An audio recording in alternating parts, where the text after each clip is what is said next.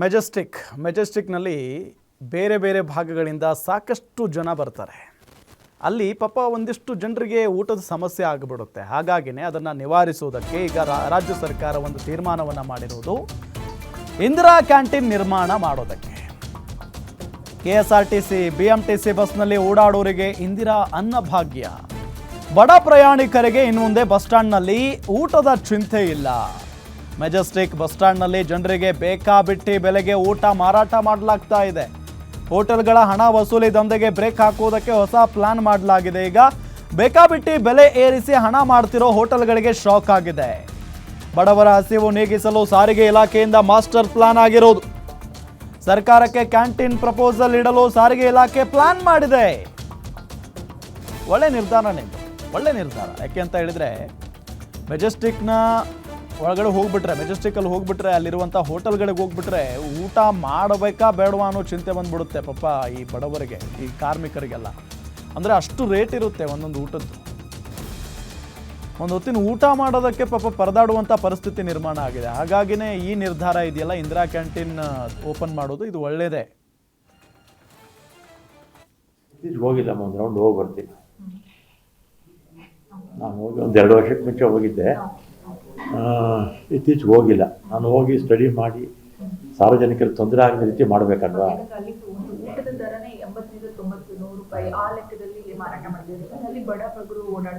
ಅದಕ್ಕೆ ನಾವು ಒಂದು ಇಂದಿರಾ ಕ್ಯಾಂಟೀನ್ ಮಾಡಿದ್ರೆ 1-2 ಈ ನಾವು ಆಟೋದವರು ನಮಗೆ ಡಿಮ್ಯಾಂಡ್ ಮಾಡಿದ್ರು. ಏರ್ಪೋರ್ಟ್ ಹತ್ರ ನಮಗೆ ಭಾಳ ಕಾಸ್ಟ್ಲಿ ಆಗುತ್ತೆ, ಒಂದು ನೀರು ಬಾಟ್ಲ್ ತಗೋಬೇಕಾದ್ರೆ ₹100 ಮೇಲೆ ಚಾರ್ಜ್ ಮಾಡ್ತಾರೆ ಅಂದಾಗ 2 ಇಂದಿರಾ ಕ್ಯಾಂಟೀನ್ ಮಾಡಿಕೊಟ್ವಿ. ಅವ್ರಿಗೆ ಅನುಕೂಲ ಆಗಾಯಿತು. ಇಲ್ಲೂ ಕೂಡ ಮೆಜೆಸ್ಟಿಕಲ್ಲಿ ನಾನು ಮುಖ್ಯಮಂತ್ರಿಗಳ ಗಮನಕ್ಕೆ ತಂದು ಇಂದಿರಾ ಕ್ಯಾಂಟೀನ್ ಒಂದೆರಡು ಪ್ರಾರಂಭ ಮಾಡಿದ್ರೆ ಸಾರ್ವಜನಿಕರಿಗೆ ಅನುಕೂಲ ಆಗುತ್ತೆ. ನಾನು ಇತ್ತೀಚೆಗೆ ಹೋಗಿಲ್ಲ, ಒಂದು ರೌಂಡ್ ಹೋಗಿ ಬರ್ತೀನಿ. ನಾನು ಹೋಗಿ ಒಂದು 2 ವರ್ಷಕ್ಕೆ ಮುಂಚೆ ಹೋಗಿದ್ದೆ. ಇಂದಿರಾ ಕ್ಯಾಂಟೀನ್ ಮಾಡಿದ ಉದ್ದೇಶನೇ ಅದು. ಹಸಿದವ್ರಿಗೆ, ಹೊರಗಡೆಯಿಂದ ಆಚೆ ಬಂದವ್ರಿಗೆ, ಆಚೆಯಿಂದ ಬರ್ತಾರಲ್ಲ ಬೆಂಗಳೂರಿಗೆ, ಮತ್ತು ಬೆಳಿಗ್ಗೆನೆ ಈಗ ತಳ್ಳೋ ಗಾಡಿಯವರು, ಆಟೋ ಚಾಲಕರು, ಕ್ಯಾಬ್ ಅವರು ಬೆಳಿಗ್ಗೆನೆ ಮನೆ ಬಿಡ್ತಾರಲ್ಲ, ಅಂಥವ್ರಿಗೆ ಸಹಾಯ ಆಗಲಿ ಅಂತಲೇ ಈ ಇಂದಿರಾ ಕ್ಯಾಂಟೀನು ರಾಜ್ಯದ ಎಲ್ಲ ಭಾಗದಲ್ಲೂ ಪ್ರಾರಂಭ ಮಾಡಿದ್ದು. ಇಂದಿರಾ ಕ್ಯಾಂಟೀನ್ ಮಾಡಿದ ಉದ್ದೇಶನೇ ಅದು. ಹಸಿದವ್ರಿಗೆ, ಹೊರಗಡೆಯಿಂದ ಆಚೆ ಬಂದವ್ರಿಗೆ, ಆಚೆಯಿಂದ ಬರ್ತಾರಲ್ಲ ಬೆಂಗಳೂರಿಗೆ, ಮತ್ತು ಬೆಳಿಗ್ಗೆನೆ ಈಗ ತಳ್ಳೋ ಗಾಡಿಯವರು, ಆಟೋ ಚಾಲಕರು, ಕ್ಯಾಬ್ ಅವರು ಬೆಳಿಗ್ಗೆನೆ ಮನೆ ಬಿಡ್ತಾರಲ್ಲ, ಅಂಥವ್ರಿಗೆ ಸಹಾಯ ಆಗಲಿ ಅಂತಲೇ ಈ ಇಂದಿರಾ ಕ್ಯಾಂಟೀನು ರಾಜ್ಯದ ಎಲ್ಲ ಭಾಗದಲ್ಲೂ ಪ್ರಾರಂಭ ಮಾಡಿದ್ದು. ಇಂದಿರಾ ಕ್ಯಾಂಟೀನ್ ಮಾಡಿದ ಉದ್ದೇಶನೇ ಅದು. ಡೀಟೇಲ್ಸ್ ಕೊಡ್ತಾರೆ ನಮ್ಮ ಮೆಟ್ರೋ ರಿಪೋರ್ಟರ್ ಶಮ್ಮಿ ಶೆಟ್ಟಿ ಸಂಪರ್ಕದಲ್ಲಿದ್ದಾರೆ. ಶಮ್ಮಿ ಶೆಟ್ಟಿ, ಒಳ್ಳೆ ನಿರ್ಧಾರನೇ ಇದು. ಮೆಜೆಸ್ಟಿಕ್ನಲ್ಲಿ ಇಂದಿರಾ ಕ್ಯಾಂಟೀನ್ ಆದರೆ ಬಹಳಷ್ಟು ಜನರಿಗೆ ಸಹಾಯ ಆಗುತ್ತೆ. ಈ ಪ್ರಪೋಸಲನ್ನು ಸರ್ಕಾರದ ಮುಂದೆ ಇಟ್ಟಿದ್ಯಾರು, ಯಾವಾಗ ಇದು ಆಗುತ್ತೆ ಅಂತ?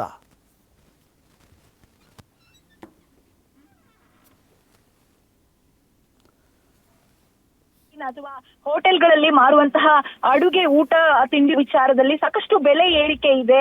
ಇದರಿಂದ ಜನರಿಗೆ ಸಮಸ್ಯೆ ಆಗುತ್ತೆ ಅನ್ನುವಂತಹ ಪ್ರಶ್ನೆಯನ್ನ ನಾನು ಸಾರಿಗೆ ಸಚಿವರು ಮುಂದೆ ಇಟ್ಟಾಗ ಸಾರಿಗೆ ಸಚಿವರು ಈ ರೀತಿಯಾಗಿ ನಾವು ನಿರ್ಧಾರ ಕೈಗೊಳ್ತೀವಿ, ಎಲ್ಲೆಲ್ಲೋ ಬೆಂಗಳೂರು ನಗರದಲ್ಲಿ ಜನರಿಗೆ ಕಷ್ಟ ಆಗುತ್ತೆ ಅನ್ನುವಂತಹ ಕಾರಣಕ್ಕೆ ನಾವು ಇಂದಿರಾ ಕ್ಯಾಂಟೀನ್ ನಿರ್ಮಿಸಿದೀವಿ. ಇಂತಹ ಸಂದರ್ಭದಲ್ಲಿ ಇಲ್ಲಿ ಕೂಡ ಬೆಲೆ ಏರಿಕೆ ಇದೆ, ಬಡವರಿಗೆ ಕಷ್ಟ ಆಗುತ್ತೆ ಅನ್ನೋದಾದ್ರೆ ನಾವು ಕೂಡ ಇಂದಿರಾ ಕ್ಯಾಂಟೀನ್ ನಿರ್ಮಿಸುವಂತಹ ಮಾಡುವಂತಹ ಯೋಚನೆಯನ್ನ ಮಾಡ್ತೀವಿ. ಈ ಪ್ರಪೋಸಲ್ ಸರ್ಕಾರದ ಮುಂದೆ ಇಡ್ತೀವಿ ಅನ್ನುವಂತಹ ಭರವಸೆಯನ್ನ ಸಾರಿಗೆ ಇಲಾಖೆ ಸಚಿವರು ನೀಡಿರುವಂತದ್ದು.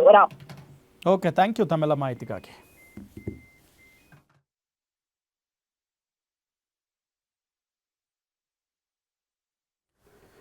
ಬೆಂಗಳೂರಲ್ಲಿ ಈ ಚೀಟಿ ದಂಧೆ ಸಿಕ್ಕಾಪಟ್ಟೆ ನಡೀತಾ ಇದೆ.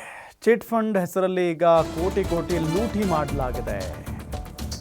ಬೆಂಗಳೂರು ಜನ ಯಾರನ್ನಾದರೂ ನಂಬಬೇಕು ಅಂತ ಅಂದರೆ ಭಾಳ ಹುಷಾರಾಗಿರಬೇಕಪ್ಪ.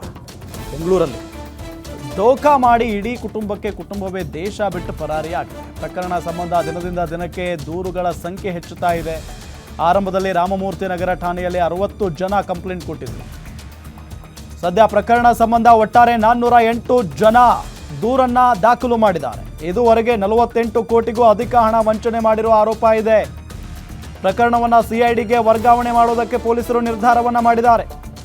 ಗಂಡ ಹೆಂಡತಿ ಇಬ್ಬರಿಂದಲೂ ಜನರಿಗೆ ಕೋಟ್ಯಾಂತರ ರೂಪಾಯಿ ವಂಚನೆ ಆಗಿರುವುದು. ಬೆಂಗಳೂರಿನಲ್ಲಿ ಚಿಟ್ ಫಂಡ್ ಹೆಸರಲ್ಲಿ ಕೋಟಿ ಕೋಟಿ ಲೂಟಿ ಮಾಡಲಾಗಿದೆ.